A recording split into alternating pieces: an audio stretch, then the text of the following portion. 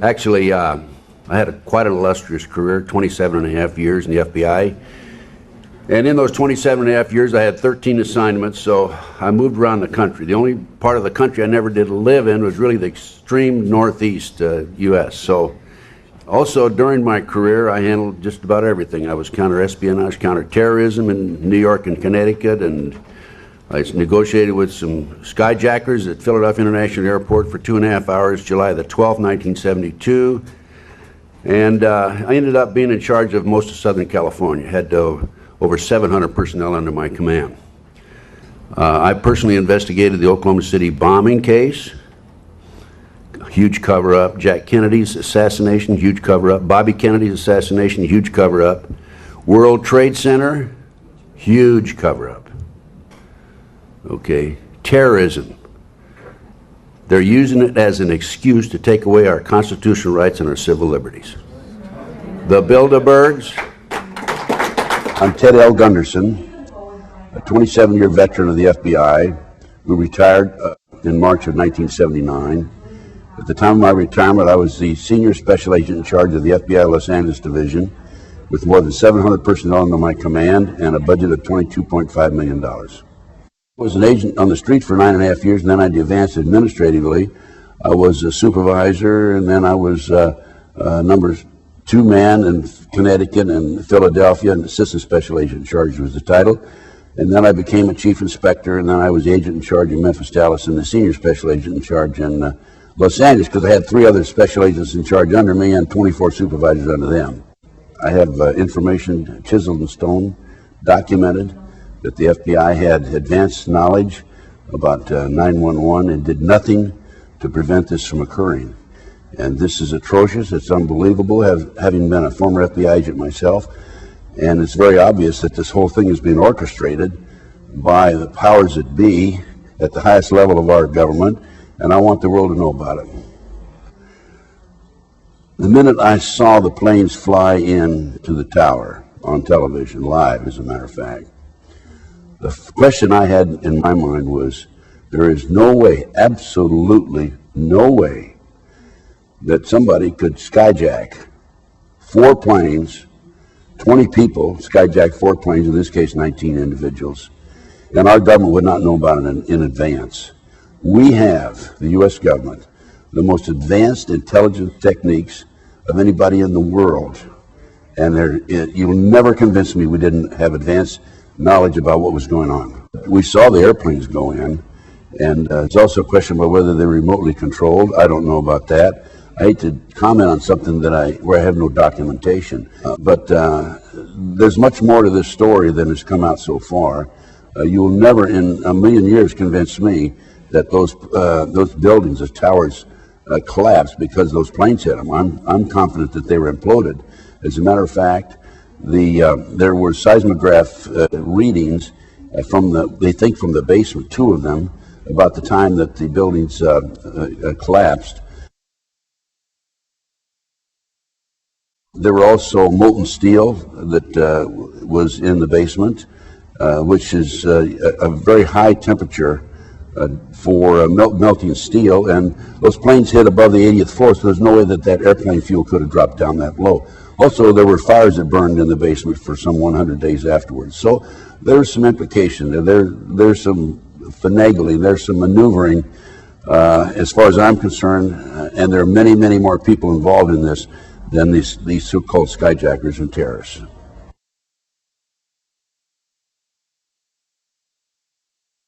The anti-terrorism legislation was written back in the middle 1980s under the George Bush Sr. administration.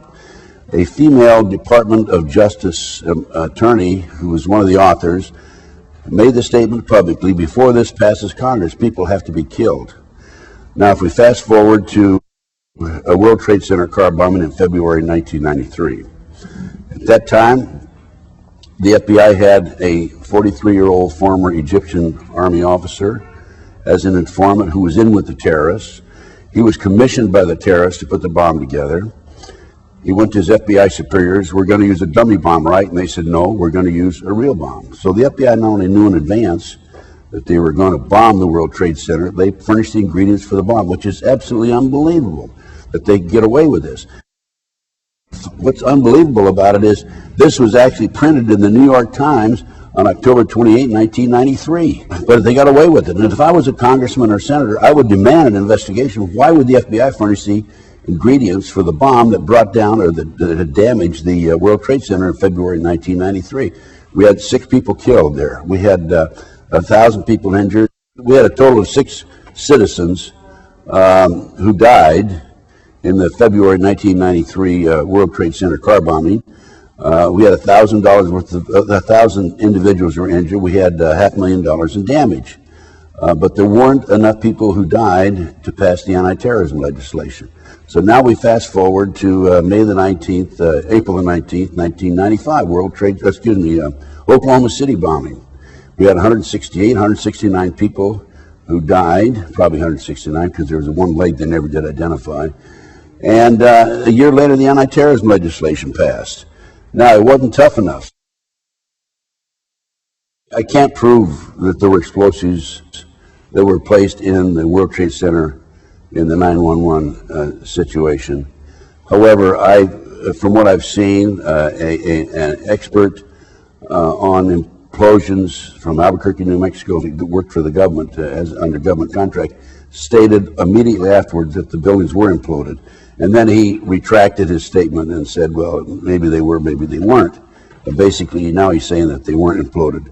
But other experts who have looked at the pictures say that the buildings were imploded. I think that in order to implode those buildings, there had to be implications, government implications or involvement in placing these charges. I mean, that was a tremendous project. I mean, I don't know how many people would be involved in that. Going back to Oklahoma City, an inside investigator told me there were at least 11 other people involved in the Oklahoma City bombing. Now, if you have 11 other people involved in Oklahoma City, you're going to have 3 or 4 times that involved in the World Trade Center situation.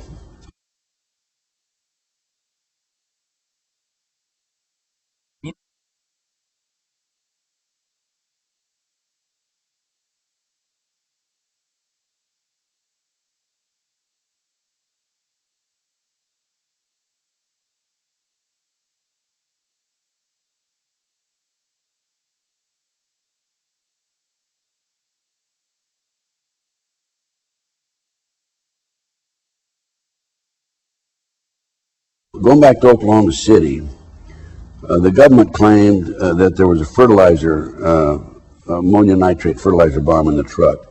Initially, it came out, I think, with 1,500 pounds, and then it's 2,500 pounds. And in the end, they said 4,800 pounds. A fertilizer bomb explodes in 360-degree, but there's no question about it. The bomb that was in that truck was a directional bomb. Now, there was a bomb called electrohydrodynamic gaseous fuel device that was developed in the early 1980s, highly classified. It was developed by Hercules Manufacturing in Silicon Valley, California. At the time of the first explosion in the experiment in Area 51, 2 technicians died because they underestimated the power and the strength of this bomb. My main informant, Michael Riconosciuto, whose firm, Hercules Manufacturing, actually developed this bomb. Michael was with the agency for years, as was his father, Marshall, told me that the bomb, the truck bomb in Oklahoma City was this electrohydrodynamic gaseous fuel device. We call it a pineapple bomb because it's the size of a pineapple, but very, very powerful. And then what I think happened in Oklahoma City is that we had the pineapple bomb go off, and then 9 seconds later we had a conventional bomb go off on the inside. With regard to this proceeding, basically there are 4 elements that I have to receive information regarding.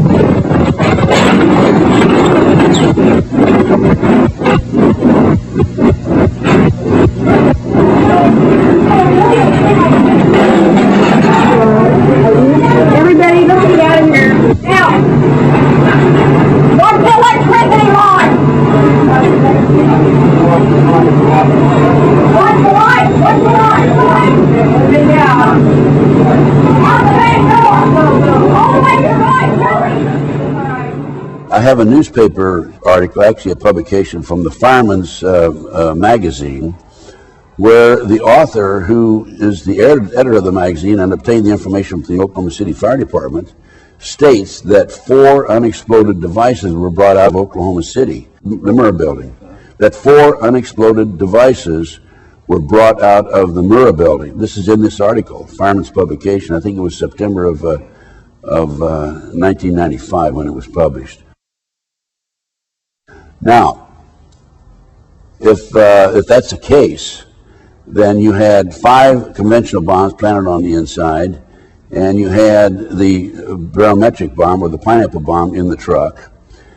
And now we have the news media. I have copies of the news media that were recorded that afternoon, the afternoon of Oklahoma City.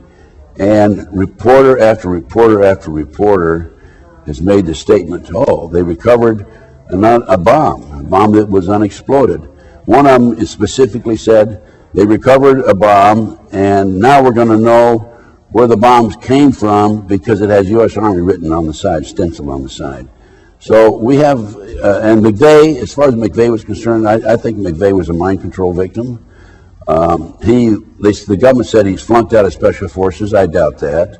I think he was in Special Forces. He wrote a letter to his sister saying he'd been recruited by the CIA to be trained as a professional assassin and also to work on the CIA drug operation. And he was visited in Oklahoma City and in Colorado when he was in custody by Dr. Jolly West, DLA. Dr. West is the foremost expert on MKUltra. MKUltra is a government CIA mind control program. I had absolutely no knowledge of the project, MKUltra, the Monarch project, during the period I was in the FBI. It was only after I got out of the FBI and I started doing my own research. And that came about because I was the investigator of the Jeffrey R. McDonald case. He's a former Green Beret doctor who was convicted of murdering his wife and 2 children in Fort Bragg, February 17, 1970. And he was tried and convicted, sentenced to 3 consecutive life sentences. I was called into the case after he'd been tried and convicted. His friends said he's innocent, and I began my investigation. Within 10 months, October 25, 1980, I obtained a signed confession from a girl, Helena Stokely, who said Dr. McDonald did not commit those crimes. They were committed by her satanic cult group. The satanic cult group was distributing drugs up and down the East Coast. They were being flown in plastic bags of the body cavities of the dead GIs coming out of Southeast Asia. And this is the late 60s, early 70s. This is all documented. Time magazine, January 1, 1973. Dr. McDonald is absolutely innocent, and he's in jail today, 20-some years in prison. Now, the reason I tell you about that case is because after I developed this information and went public with my confession from Helena, I was on national TV, I was on radio talk shows, and people came from all parts of the United States and said, hey, I know all about that, satanic cults, it's for real, I'm a victim, et cetera, et cetera, et cetera. And that's how I became involved and embroiled in these very controversial issues. And then I started doing my own research, and one thing led to another.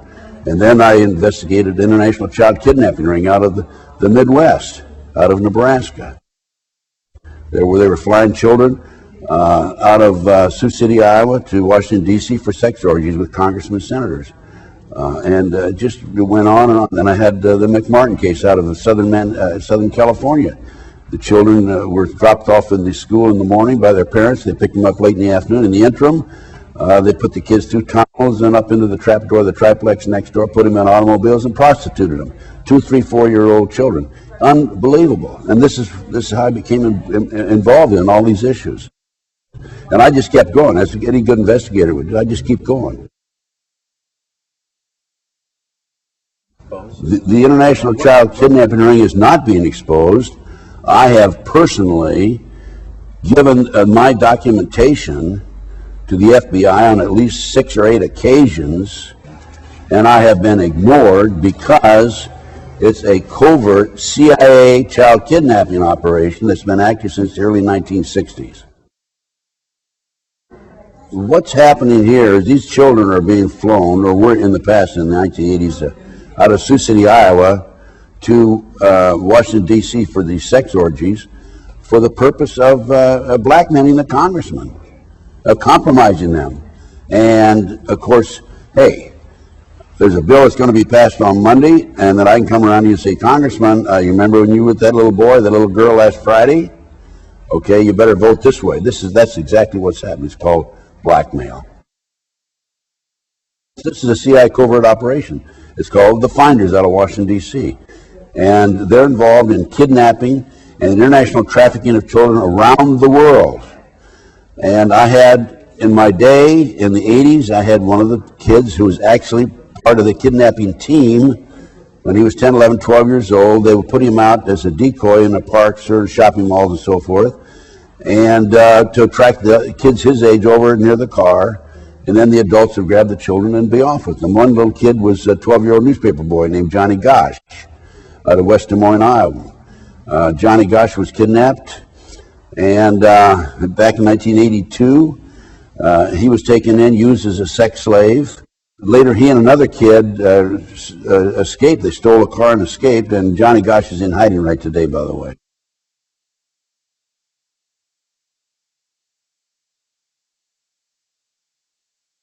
The children are used for body parts.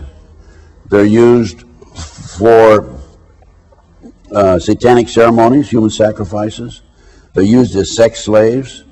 In 1997, I think it was, I was in Denver giving a lecture.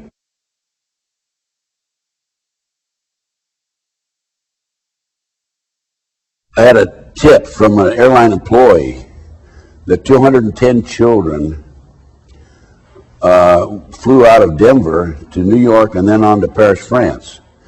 The airline employee who saw this was refueling the plane, asked a female adult and two male adults who were with the children, asked a female adult and two male adults who were with the children, who are these kids? And the woman says, Child Protective Services, mind your own business. And that man, by the way, has disappeared. I also had a tip from an airline employee, a flight attendant out of Los Angeles, that a plane load of kids, children, was flown to Paris, France. Paul Benassi, my informant inside the Nebraska case, who was part of the Child Network, told me that some of these kids are auctioned off. He's attended 6 such auctions. As few as 6 and as many as 36 children were auctioned off at these various auctions. The children sell for up to $50,000 each, sometimes more. The ages are 2 to 21. The kids stand on a stage in their underwear with a number across with the string around their neck and a number on a cord, on a piece of cardboard, and the people in the audience bid on them, just like bidding on an automobile. This is going on right under our nose. I've given this to the FBI and demanded an investigation. I gave the latest complaint I filed is in writing as of November of this last year. I just keep pumping it over to them, keep giving it to them. And I have a U.S. Customs report that documents this.